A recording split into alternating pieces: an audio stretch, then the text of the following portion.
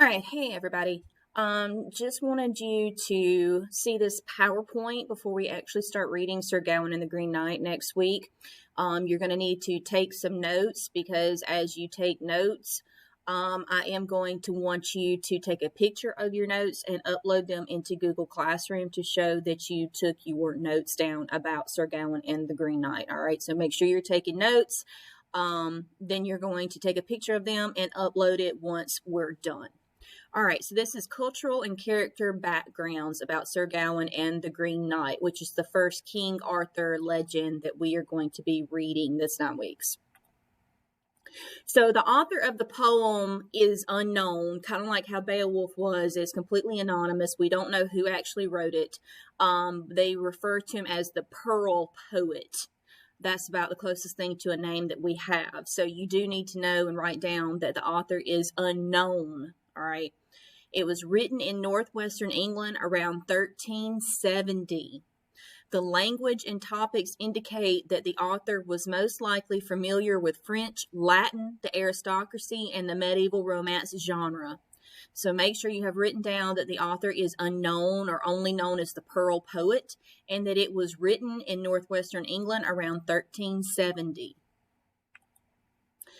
Medieval romance characteristics. All right, so these are characteristics that you're going to see in these type of medieval romances, which is what Sir Gawain and the Green Knight is that we're going to be reading. They embody the ideals of chivalry, which you're already sort of familiar with, having read Beowulf and all, but that idea of chivalry, they completely encapsulate these ideals. It's set in some remote time or place. We don't always know an exact date or location of where it's taking place at. Emphasize rank and social distinctions. So, the rank of the upper class, lower class, middle class is very obvious, and there are distinctions between your social classes. It also conveys or can convey a sense of the supernatural.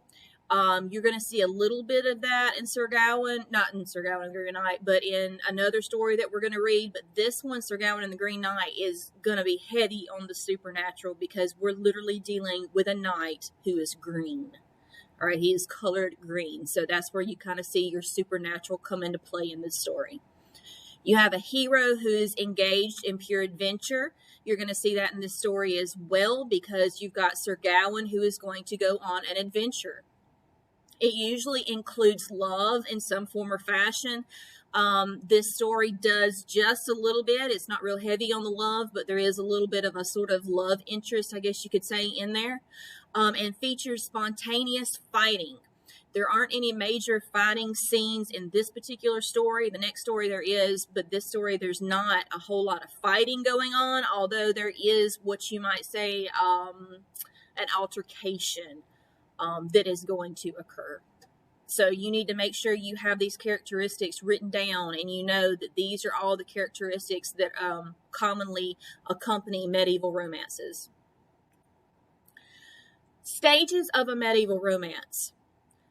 Undertaking a dangerous quest of some sort. So your main character, your protagonist, usually is going to undertake some sort of quest, some sort of adventure that is very dangerous. And that is what Sir Gawain is going to be doing in this story. They face a test of honor or courage. Also what Sir Gawain is going to be doing, because his whole adventure, his quest that he has to go on, is all about him fulfilling this deal that he made with the Green Knight a year ago. And so a year later, he has to fulfill his promise to follow through with the agreement that they made. And this is going to test his honor and his courage. A return to the point from which the quest began. This sometimes happens in your stories, not so much in this one necessarily, except for the fact that he will be returning to revisit with the Green Knight. Poetic devices. All right, your medieval romances are usually very heavy with alliteration. And if you'll remember, alliteration is where you usually have the beginning sound of words in a line that sound a lot alike. Like the furrow followed free, that repetitive F sound. So it's usually heavy in alliteration. It's also very common with what is called a bob and wheel verse, where each section ends with a short line called a bob, followed by the wheel, which are longer lines that rhyme. And here is an example down here where it says, "That never should another know of it, the noble swore outright." So there's your bob. It ends with that short line called a bob, and then it's followed by the wheel, which are your longer lines that rhyme. Then often his thanks gave he with all his heart and might, and thrice by then had she kissed the constant night. So there's an example of how you see the bob and wheel verse that will be present in Sir Gawain and the Green Knight.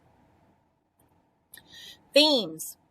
There is usually some sort of test of character, and this ties in with the courage and bravery and honor that we were just talking about.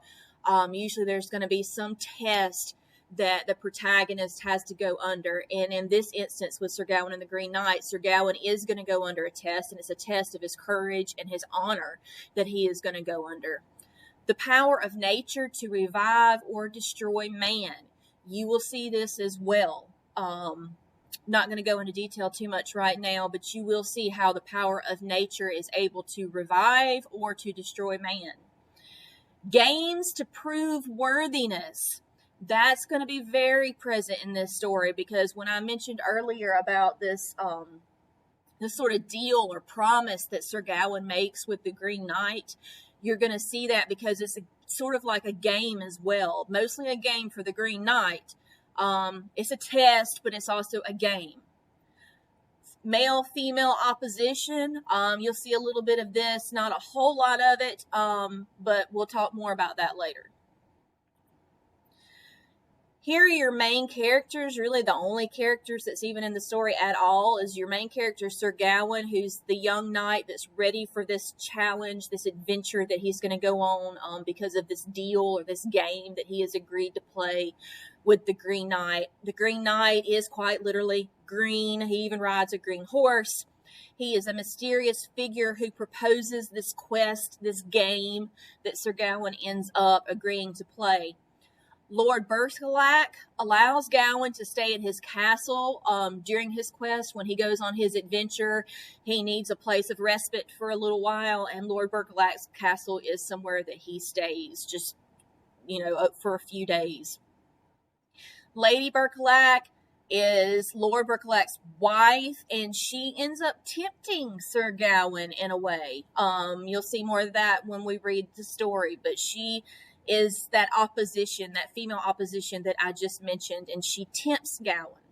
So that's going to be sort of another test that he's going to face as to what Lady Berthelac presents to him. And then there's King Arthur. He has a very small role in this particular story at the beginning, but he is the leader of the place that is called Camelot. He's supposedly your king of Camelot, which is sort of the location, the very made-up location in which the story takes place.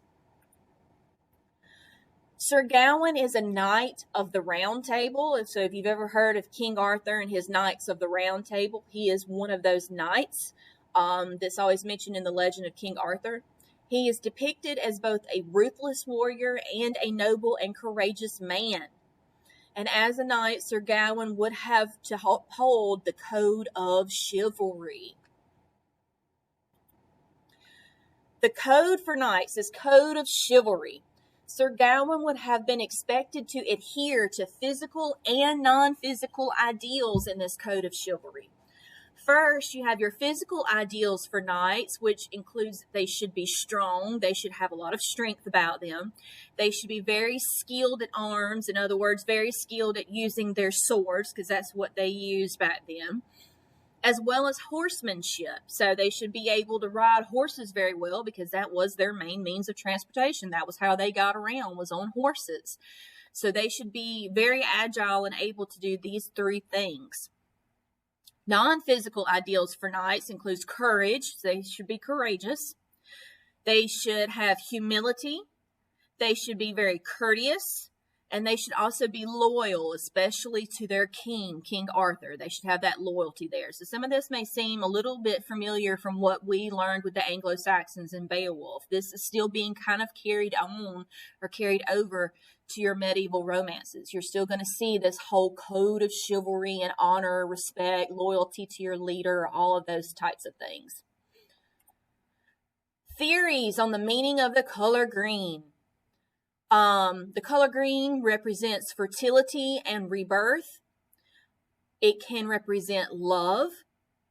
It can also represent the devil or evil from early English folklore specifically. And it can even represent death. All are seen in Sir Gawain and the Green Knight, which could suggest a focus on the cycle of life or the transitions from good to evil. So make sure you know that those 4 things are what the color green can represent.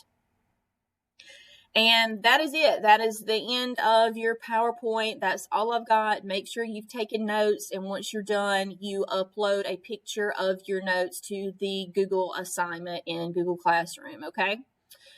And I will talk to you guys later.